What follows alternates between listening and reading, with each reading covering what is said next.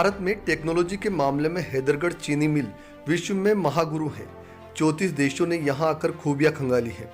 उत्तर प्रदेश की राजधानी लखनऊ से सटे बाराबंकी इलाके के हैदरगढ़ में स्थित बलरामपुर चीनी मिल हैदरगढ़ इकाई विश्व में सबसे बेहतर चीनी मिल है, जिसके कारण टेक्नोलॉजी के साथ शुगर इंजीनियरों द्वारा विश्व के 34 देशों ने यहां आकर इसके बारे में जानकारियां की है।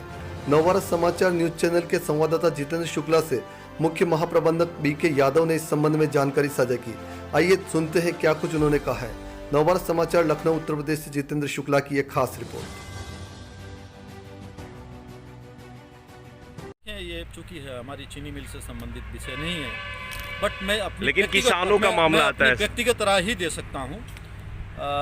भारत एक कृषि प्रधान देश है और निश्चित तौर पर यहाँ के जो किसान हैं इस देश की रीढ़ है, और दोनों सरकार और किसान और जवान तीनों इस देश की एक धुरी है जिससे यह देश चल रहा है। तो मेरा अपना व्यक्तिगत कोई चीनी मिल की हैसियत से नहीं, बट मेरा व्यक्तिगत सुझाव यही है कि सरकार और किसान दोनों मिल बैठ करके आपस में बातचीत करें। किसान की जो समस्याएं हैं सरकार भी सुने, और जो सरकार की जो समस्याएं हैं और सरकार जिसके लिए जो ये बिल संशोधन लेकर के आई है उसको भी किसान भी समझने का प्रयास करें और एक उचित रास्ता निकालें, ताकि ये टकराव का जो रास्ता है केंद्र सरकार का और गन्ना किसान बाकी किसान भाइयों का, इसका कोई ना कोई एक सूटेबल रास्ता है, इसका कोई ना कोई निकल सके। तो क्या आने वाले समय में ऐसा कोई रास्ता निकलेगा जिससे जो है ये टकराव खत्म होगा? मुझे पूरा विश्वास है कि इसका कोई ना कोई रास्ता जरूर निकलेगा। हमारे किसान भाई, देश के काश्तकार, जो खास तौर पर ज़मीन से जो जुड़े लोग हैं, वो बड़े ही बुद्धिजीवी हैं, सारी सब चीज़ों को समझते हैं, और वो लोग भी मैं समझता हूँ कि किसी भी तरीके की टकराव का रास्ता वो लोग नहीं चाहते हैं। तो मुझे पूरा विश्वास है कि जो हमारे अन्नदाता हैं सरकार की भी समस्याओं को समझेंगे और सरकार भी इनकी समस्याओं को समझेगी, और मुझे पूरा का पूरा यकीन है कि कोई ना कोई बीच का रास्ता जरूर निकलेगा। इस साल गन्ने का जो क्षेत्रफल है वह लगभग 125% के आसपास इंक्रीज किया है, 125%। और जिस हिसाब से इस बार मौसम हो रहा है, या निश्चित तौर पर यह गन्ने की फसल के लिए और गन्ने की बढ़वार के लिए, गन्ने की पैदावार के लिए अनुकूल है, और इसका सीधा लाभ कहीं ना कहीं किसी न किसी रूप में किसान को निश्चित तौर पर मिलेगा। तो 2021 हमारे क्षेत्र के किसान भाइयों के लिए अच्छा साबित होगा आर्थिक दृष्टिकोण से भी, ऐसा मुझे पूरा का पूरा विश्वास है। और जिस अपने बलरामपुर चीनी मिल का जो इमेज है, जिस तरीके से ये प्रदेश में गन्ना मूल्य भुगतान के लिए जानी जाती है, उसके हिसाब से भी इस साल चीनी मिल गन्ना किसान भाइयों को समय से गन्ना के मूल्य का भुगतान उनके करती रहेगी। अभी आपने जैसे देखा है धान के फसल में भी धान की पैदावार काफ़ी कम हुई है, और किसान 1100 रुपये पर कुंटल के हिसाब से धान बेचे हैं, जबकि उनकी MSP 1885 रुपये है। लेकिन गन्ने के साथ में ऐसा नहीं है। गन्ना का रेट अगर 325 रुपये पर कुंटल है, तो चीनी मिल 5 पैसे भी, गन्ना जो मूल्य सरकार ने जो निर्धारित किया है, उस गन्ना मूल्य के निर्धारित मूल्य से लगभग 5 पैसे भी कम का पेमेंट नहीं कर सकती है। तो गन्ने की जो फसल है बड़ी ठोस फसल है किसानों भाइयों के लिए, जबकि बाकी जो फसल है उसका जो भी निर्धारित जो मूल्य होता है वह निर्धारित मूल्य किसानों को प्राप्त नहीं हो पाता है। लेकिन गन्ने का मूल्य अगर सपोज करिए चीनी सरकार यदि गन्ने का मूल्य फिर बढ़ाती है अगर इस साल भी 2021-22 में, तभी भी उसकी जो डिफरेंसेज होगा वह चीनी मिल सभी गन्ना किसानों को समय से उसका भी भुगतान करती है। इसलिए मेरा इस क्षेत्र के समित किसान भाइयों से मेरा अनुरोध है कि वे लोग गन्ने की खेती पर आवें। चीनी मिल हमेशा उनके विकास के लिए हमेशा तत्पर रही है और आगे भी रहेगी। और जहाँ तक गन्ना मूल्य भुगतान का प्रश्न है, प्रदेश में हमेशा अग्रणी रही है चीनी मिल।